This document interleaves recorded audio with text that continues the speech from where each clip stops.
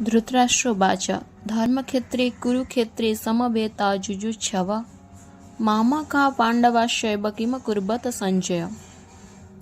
हस्तिनापुर राजा धृतराष्ट्र जे कि दृष्टिरहित थिले से निज परामर्शदाता संजय को निज पुत्र कौरव और पांडुपुत्र पांडवंकर कुरुक्षेत्र रे उपस्थिति को नहीं प्रश्नवासी करिसेंति।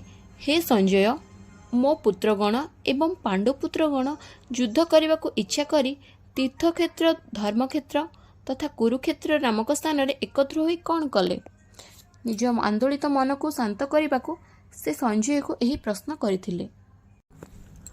पांडव माने ओ धृतराष्ट्र पुत्रगण एक परिवार अटंती, किंतु धृतराष्ट्र मन एठारे उन्मुक्त हो जाइछि। से जानी सुनी केवल तांकर पुत्र मानकु कौरव बोली कहउचंती एवं पांडुंक पुत्र मानकु वंशरु अलग कर देइछंती।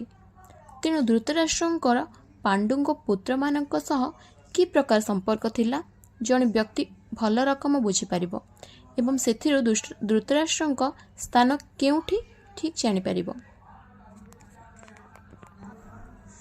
हरे कृष्ण।